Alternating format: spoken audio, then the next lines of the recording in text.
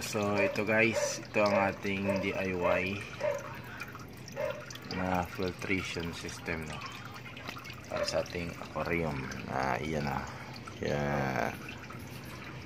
Yan sila. Ang ating mga isda ay pang 4 days nila.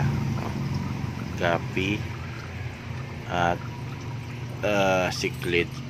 Mga cichlid siguro ito. Ang tawag dyan, hindi ko alam.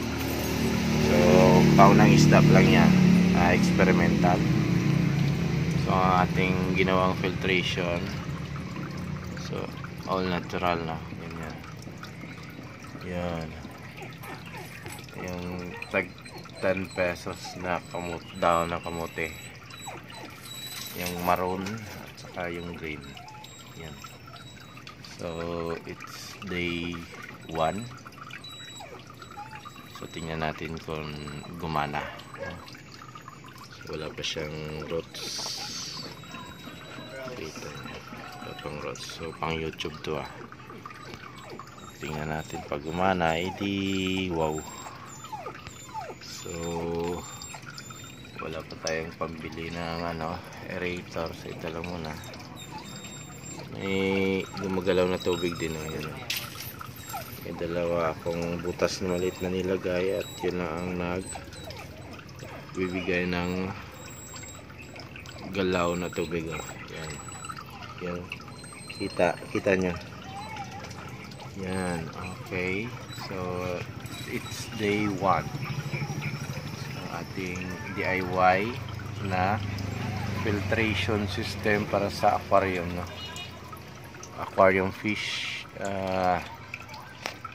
para hindi masyado magastos sa power, sa kuryente. Ito lang, tingnan natin pag gumana. Hindi masaya, may uling pa na isang lagay. So lahat na yan, medyo malabo pa ang tubig. Malalaman natin ang result after 1 week, 7 days siguro, or 12 days, So salamat na marami guys. Follow for more updates, keep watching, at subscribe sa Facebook at YouTube channel ng Estancia Times. Thank you.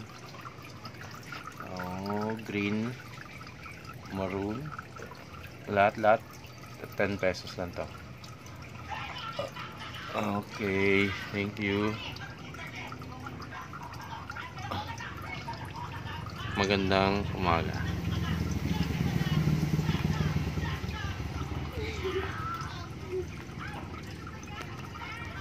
Hindi na siya mag-stop.